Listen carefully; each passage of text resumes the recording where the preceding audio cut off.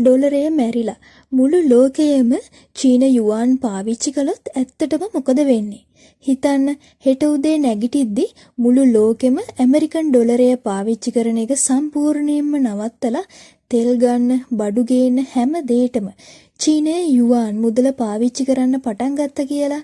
මේක නිකම්ම සල්ලි කොළ දෙකක් මාරු වෙනවා වගේ සරල වැඩක් නෙවෙයි. මේකෙන් මුළු ලෝක සිතියමම සහ බල තුලනයම එක තත්පරයෙන් උඩු යටිකුරු වෙනවා.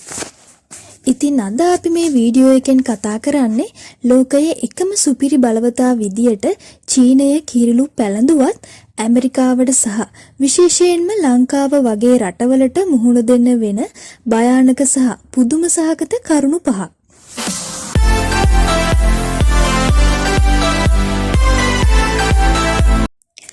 අංක 1. ඇමරිකානු අධිරාජ්‍ය බිමටම සමතලා වීම.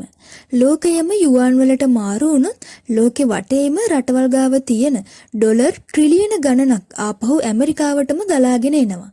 එදාට ඇමරිකාව ඇතුලේ තියෙන බඩු මිල දස ගුණයකින් ඉහළ ගිහින් ඔවුන්ගේ ආර්ථිකය සම්පූර්ණයෙන්ම කඩාගෙන වැටෙනවා. ඒ විතරක් නෙවෙයි ලෝකෙ වටේ යුද කඳවුරු 800ක් නඩත්තු කරන ඇමරිකානු හමුදාවට පඩි ගෙවා ගන්න බැරි වෙලා ඔවුන්ට තමන්ගේ හමුදාව ආපහු ගෙන්න ගන්න සිද්ධ වෙනවා. ලෝක පොලිස් කාර්යයා කියන තනතුරෙන් ඇමරිකාව සදහටම විසි වෙලා යනවා. අංක 2. චීනයේ ඩිජිටල් ඒකාධිපතිත්වය.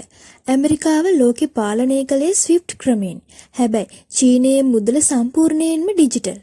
මුළු ලෝකයේම යුවාන් පාවිච්චි කළොත් ලෝකෙ වෙන හැම ගනුදෙනුවක්ම චීන කමියුනිස්ට් පක්ෂයේ පරිගණකවල සටහන් වෙනවා. කවුරු හරි රටක් චීනයට අකීකරු වුණොත් ඇමරිකාව වගේ සම්බාධක දාන්න මහන්සි වෙන්න ඕනේ නැහැ. චීනයට පුළුවන් එක ක්ලික් එකකින් ඒ රටේ මුළු ඩිජිටල් යුවාන් ජාලයම ෆ්‍රීස් කරලා, ඒ කියන්නේ අක්‍රිය කරලා මුළු රටම බඩගින්නේ තියන්න. අංක 3.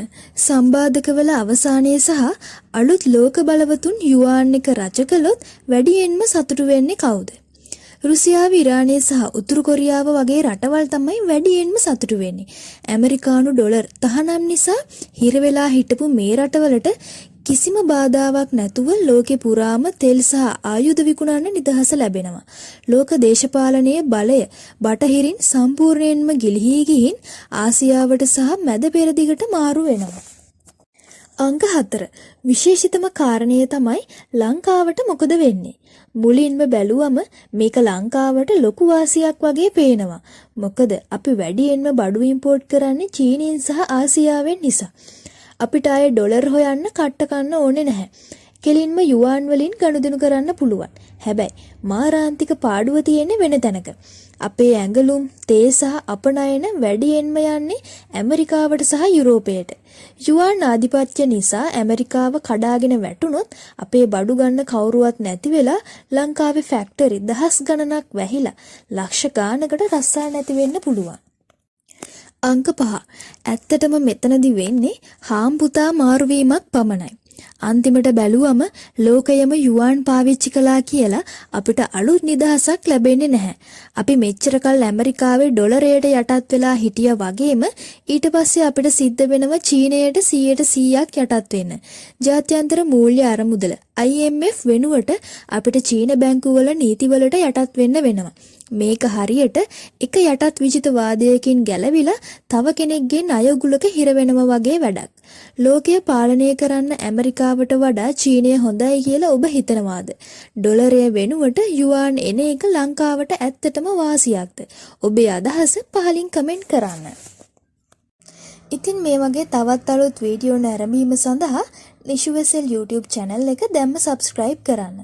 තවත් දවසක මේ වගේ අලුත් වීඩියෝ එකකින් හමු වෙමු.